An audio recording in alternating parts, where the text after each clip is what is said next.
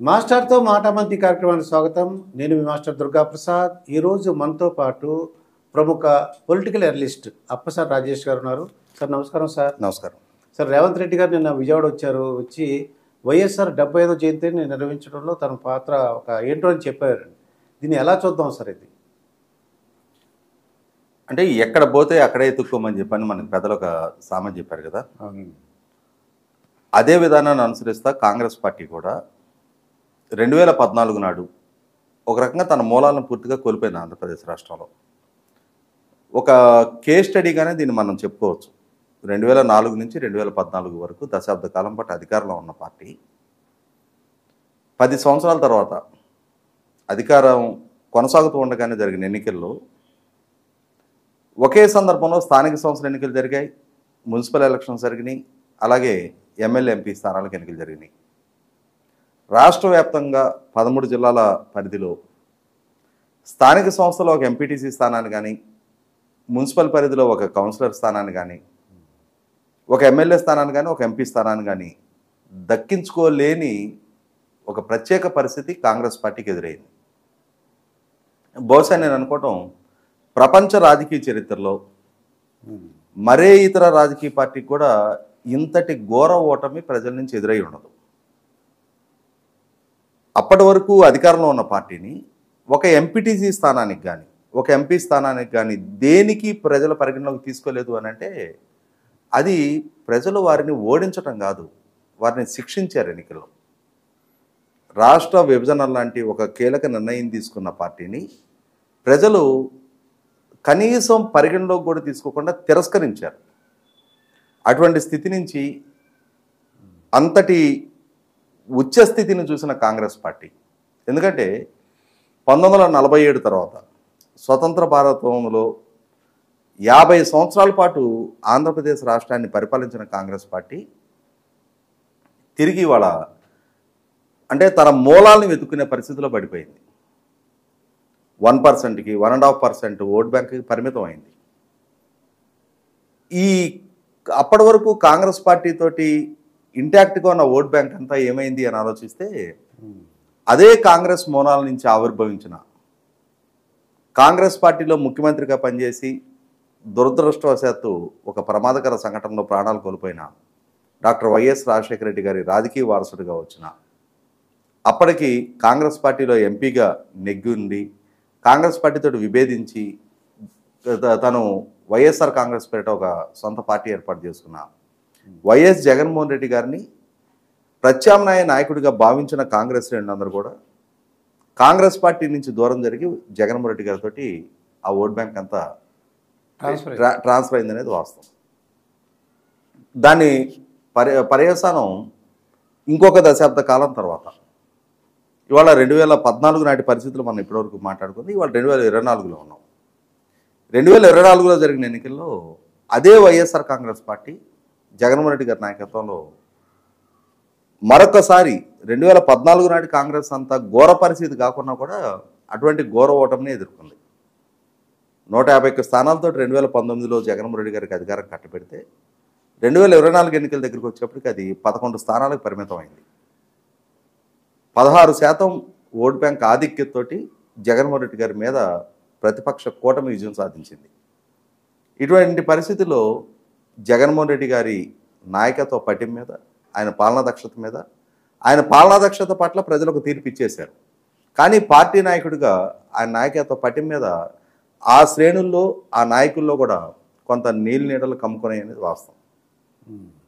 ఎందుకంటే ఆ నీలి రంగు పార్టీ జగన్మోహన్ రెడ్డి గారి పార్టీ, అది నీలి నీడలు.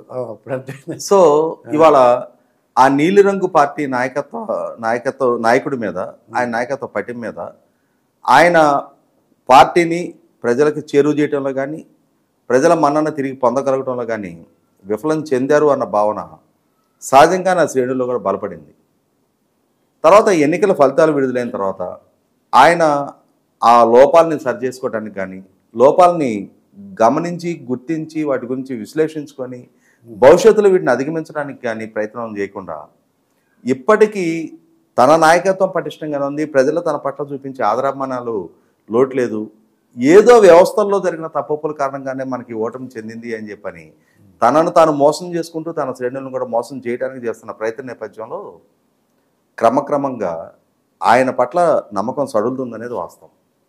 ఇటువంటి పరిస్థితిలో కాంగ్రెస్ పార్టీ ఇవాళ ఆంధ్రప్రదేశ్ రాష్ట్రానికి కుడి ఎడమలుగా ఒక పక్కన కర్ణాటకలో కాంగ్రెస్ అధికారంలో ఉంది, రెండో పక్కన తెలంగాణలో కాంగ్రెస్ అధికారంలో ఉంది.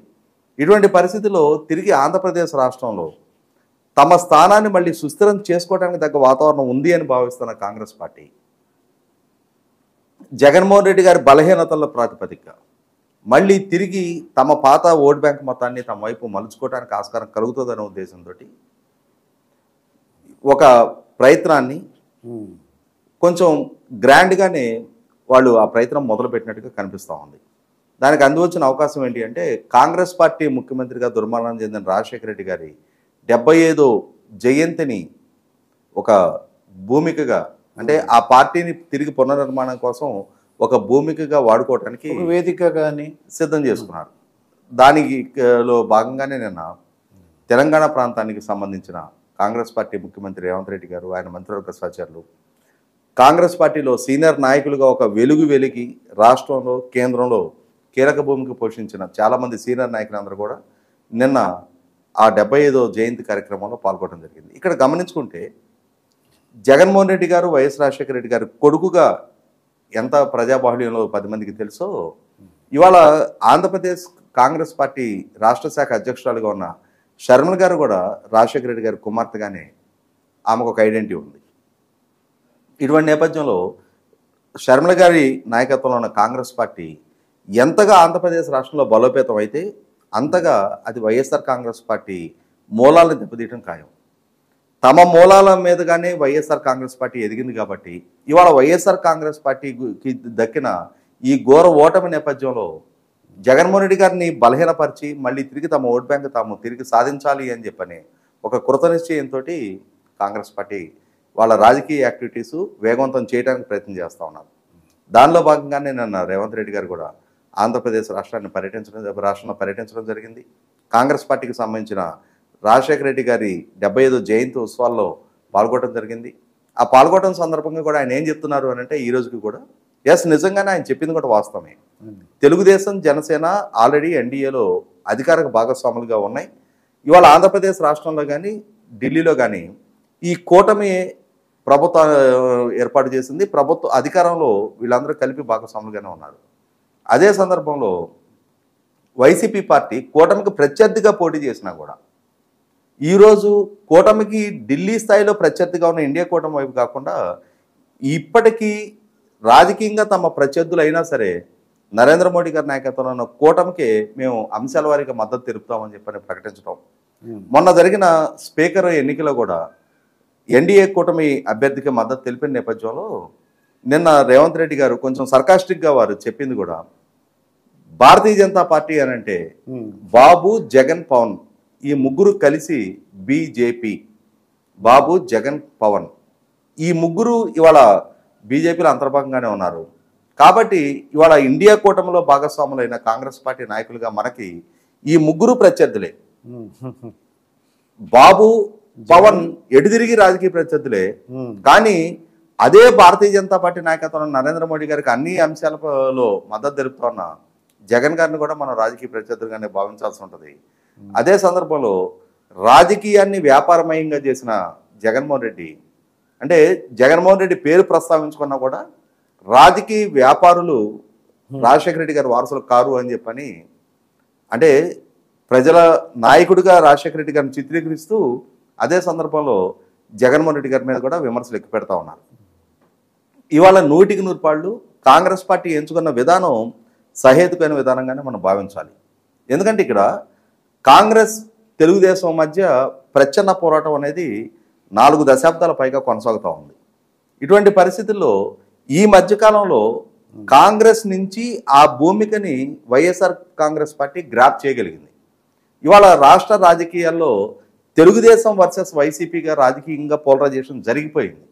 ఇటువంటి పరిస్థితిలో ఆ వైఎస్ఆర్ కాంగ్రెస్ పార్టీ తమ స్థానాన్ని ఆక్రమించిన నేపథ్యంలో మా స్థానాన్ని మళ్ళీ తిరిగి మేము చేజిక్కించుకోవాలి అని అంటే వైఎస్ఆర్ కాంగ్రెస్ని స్థానభ్రంశం చేస్తేనే ఆ స్థానంలోకి మేము వస్తేనే మళ్ళీ వెనకటి రోజులలాగా తెలుగుదేశం వర్సెస్ కాంగ్రెస్గా రాజకీయ పోలరైజేషన్ మార్చగలిగితేనే అది సాధ్యం అనే అంశాన్ని వారు గుర్తెరిగారు కాబట్టి 100% ఇవాళ రాజకీయంగా తాము బలపడటం కోసం జగన్మోహన్ రెడ్డి గారిని బలహీనపరచడం అనే లక్ష్యంగానే ఇవాళ తెలుగుదేశం పవన్ కళ్యాణ్ గారి కూటమి ఎటు తిరిగే ప్రయత్నం చేస్తుంది. కానీ తమ స్థానాన్ని తాము తిరిగి దక్కించుకోవాలనే ప్రాసెస్లో భాగంగా కాంగ్రెస్ పార్టీ కూడా ఇవాళ అదే ముప్పేట దాడి వైసీపీ మీద ఎక్కువ పెడతారు నేపథ్యంలో ఇప్పటికే ప్రజల తిరస్కారానికి గురైన జగన్మోహన్ రెడ్డి గారు ఇవాళ పార్టీలో చాలామంది నిన్నటి వరకు ఆయనకు మద్దతు తెలిపిన నాయకులు కూడా తమ అసంతృప్తిని బాహటంగానే వెలగక్కుతున్న నేపథ్యంలో రేపటి రోజున ఈ నాయకులు కాంగ్రెస్ పార్టీ వైపు కనుక వలస బాట పట్టిన పక్షంలో ఖచ్చితంగా అది క్యాడరు కూడా తన పార్టీకి ఇంటాక్ట్గా ఉన్న క్యాడర్ కూడా స్ప్లిట్ అవడం ఖాయం. రేపటి రోజున షర్మిల గారు రాజకీయంగా బలపడటం మొదలైంది అని అంటే ఖచ్చితంగా అది జగన్మోహన్ రెడ్డి గారిని బలహీనపరిచే ప్రాసెస్లోనే భాగంగానే దాన్ని పరిగణించాలి. ఏదేమైనా సరే ఇవాళ జగన్మోహన్ రెడ్డి గారికి ఈ ప్రజల తిరస్కారంతో పాటుగా ఇంటి పోరు తన చెల్లెల నుంచే ఎదురవుతున్న సవాలు, అదే సందర్భంలో తన మూలాల నుంచి ఎదురవుతున్న సవాలు. ఎందుకంటే ఇవాళ తనతో ఉన్న ఓట్ బ్యాంక్ అందరూ కూడా కాంగ్రెస్ పార్టీ నుంచి ట్రాన్స్ఫర్ అయిన ఓట్ బ్యాంకే. వాళ్ళ నుంచి ఎదురవుతున్న సవాల్ నేపథ్యంలో ఖచ్చితంగా రేవంత్ రెడ్డి గారు షర్మిల గారు జగన్మోహన్ రెడ్డి గారికి ఒక పెన్ను సవాలు విసరటంలో సఫలీకృతం అయ్యారని మరి భావించవచ్చు మనం. ఇదండి రాజేష్ గారితో జరిగిన ఇంటర్వ్యూ. మరొక ఇంటర్వ్యూతో మీ ముందుంటాను. మీ మాస్టర్ దుర్గా ప్రసాద్.